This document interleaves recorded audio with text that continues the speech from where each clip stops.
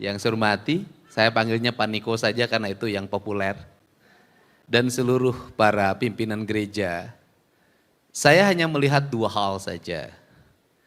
Yang pertama adalah Yesus terlahir di kandang domba.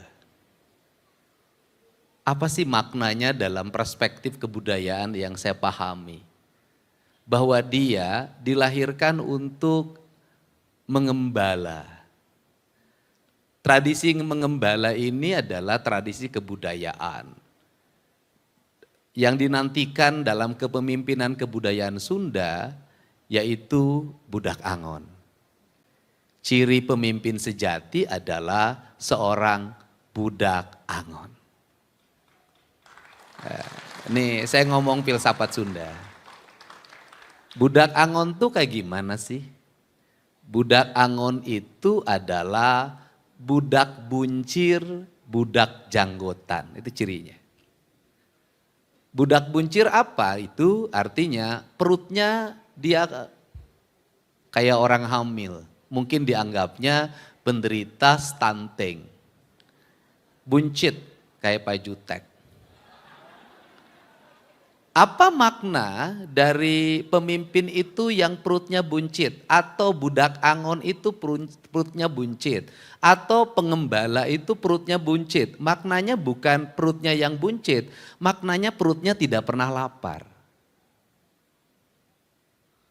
Karena maknanya perutnya tidak pernah lapar, maka orang yang tidak pernah lapar akan terpercaya jadi pemimpin. Tapi orang yang selalu lapar, maka dia tidak akan pernah dipercaya. Kalau jadi pemimpin pasti dia memakan anggotanya. Kalau jadi gubernur dia memakan rakyatnya. Maka dia selalu perutnya kenyang, tidak pernah lapar. Maka janganlah Anda memilih pemimpin di antara Anda semua adalah orang yang lapar. Yang kedua adalah budak janggotan, dia punya janggut. Apa itu artinya? Dia punya sifat-sifat yang arif, dia punya sifat-sifat yang bijak dan ciri dari semua itu, janggut itu cirinya ada di pohon. Semakin tua, semakin ratusan tahun, maka dia adalah sebagai pohon yang sangat berwibawa. Saya melihat lihat perayaan Natal itu, saya melihat ada lambang. Lambangnya itu adalah cemara. Apa itu artinya? Kenapa cemara? Karena sangat ada perspektif Eropa. Apa artinya? Bahwa orang yang merayakan Natal itu harus dilindungi oleh pohon. Kalau ada pohon, maka dia akan terang. Maka dalam tradisi Sunda, seorang petapa itu pasti bertapa di bawah pohon. Sehingga apa sih yang menjadi pikiran saya? Yang menjadi pikiran saya hari ini dalam beragama. Kalau persoalan keyakinan pada Tuhan sudah luar biasa. Kemudian ajaran memberi pada sesama dilakukan pada setiap waktu termasuk hari ini. Sebentar lagi nambah 12 juta, nambah ya sudah nanti jadi 50 juta deh gitu loh. Tapi sebenarnya jangan tepuk tangan. Tandanya yang tepuk tangan tuh tak mampu mengumpulkan 50 juta. Amin, amin. Nah, apa sih yang menjadi problem hari ini?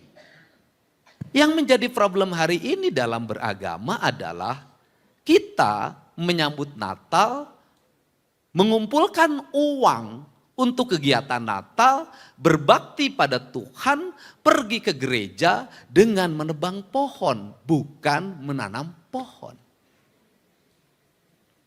Kalau menebang pohon, menanam pohon, maka sesungguhnya dalam pandangan saya cemara yang disajikan di ruang-ruang peribadatan, di rumah, aksesoris di berbagai tempat sebagai tanda Natal, menurut saya itu adalah sebuah pengingkaran. Kita tidak menghadirkan cemara sebenarnya, kita sedang menghadirkan lumpur di dalam jemaah gereja.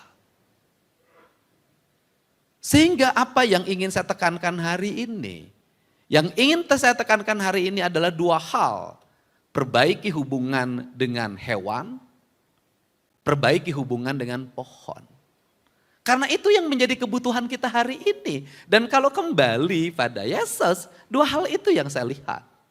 Nah, kalau kembali pada Yesus, dua hal itu yang saya lihat, apa yang ada dalam diri Yesus? Yang ada yang dalam diri Yesus itu adalah sebuah penyerahan diri secara total.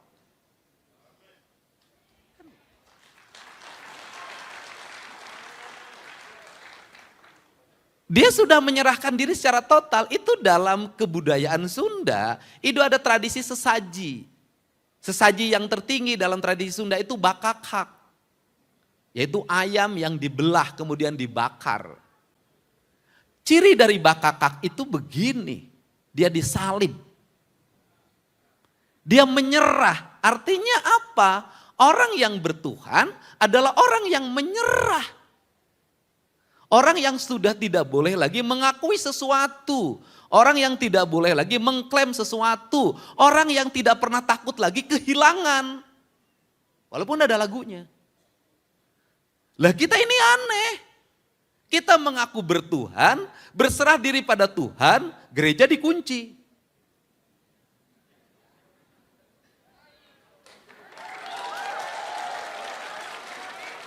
Tambah lagi pakai CCTV. Ditambah lagi pakai security. Pertanyaan saya adalah, di mana letak penyerahan diri Anda? Di mana letak penyerahan diri saya? Kalau selalu dalam setiap waktu takut, takut. Bukankah rasa takut itu tidak ada keyakinan?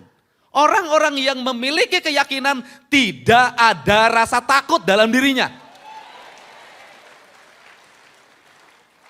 Jangan pernah takut miskin. Jangan pernah takut tidak punya jabatan.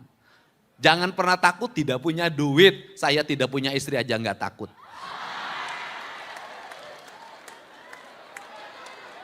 Boleh tepuk tangan?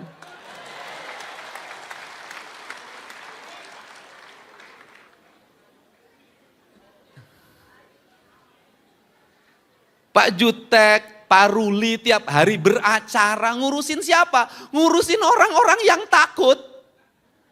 Padahal beragama, apapun agamanya. Takut apa? Gugat waris. Takut apa lagi? Hartanya diambil orang. Takut apa lagi? Semuanya takut. Apa yang membuat pertikaian di negeri ini? Rasa takut. Kenapa orang tidak mengizinkan rumah ibadah? Takut. Takut apa? Takut terpengaruh. Nanti pindah agama. Saya tiap hari gaul sama Pak Jutek dengan Pak Ruli. Nggak pindah agama, paling pindah isi dompet. Karena saya nggak takut. Nah, tapi tiap hari kita berteriak iman, iman, iman. Orang yang beriman itu yang tertinggi itu adalah bukan meyakini tapi menyaksikan.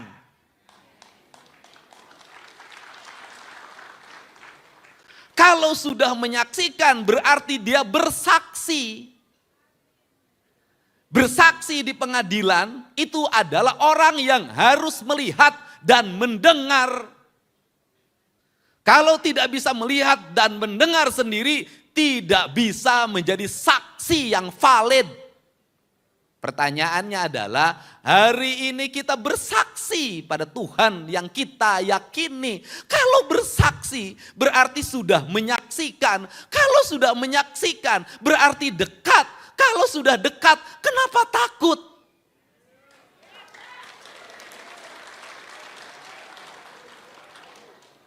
Untuk itu kenapa kita takut miskin?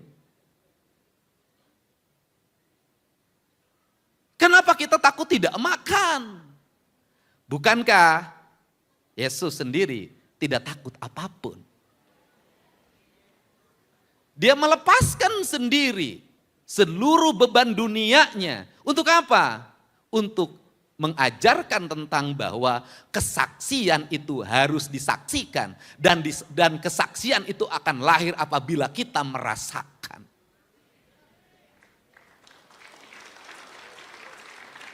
Maka dalam pandangan saya, berbahagilah manusia yang pernah dan sering mengalami penderitaan. Kenapa? Berarti dia pernah menyaksikan dan merasakan. Orang yang mengalami penderitaan itu adalah orang-orang yang mengikuti tradisi kenabian. Jadi kalau Anda menjadi orang beriman, mengaku beriman, mudah tersinggung, mudah marah, gak pernah menderita, penuh rasa takut. Udahlah jangan ngaku beriman, berimin saja. Untuk itu apa sih yang ada pesan yang ingin saya sampaikan? Pesan saya sampaikan adalah saya ingin menceritakan tentang pesan agama di Indonesia. Agama-agama datang ke Indonesia itu menggeser sebuah keyakinan leluhurnya orang Nusantara. Leluhurnya orang Nusantara apa? Mu orang Batak, mu orang Jawa, mu orang Bugis, mu orang manapun. Mu orang Kalimantan, orang Dayak. Pasti hubungan ketuhanannya itu di dua hal. Di alam dan di leluhurnya. Orang Batak itu jadi 4 hal sekarang. Alam, leluhur, dan agama. Dipakai orang Batak semuanya. Sehingga orang Batak agama apapun pasti ujungnya pakai sihaan. Pasti pagabean. Itu ciri. Dan saya selalu berulang-ulang. Salah satu suku yang tidak akan punah di Indonesia adalah suku Batak.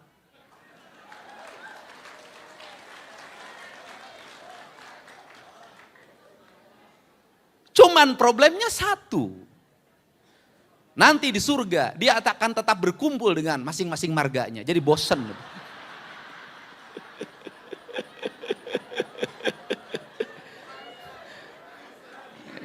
Iya, di dunia bertemu sama sihaan, di surga dengan sihaan lagi.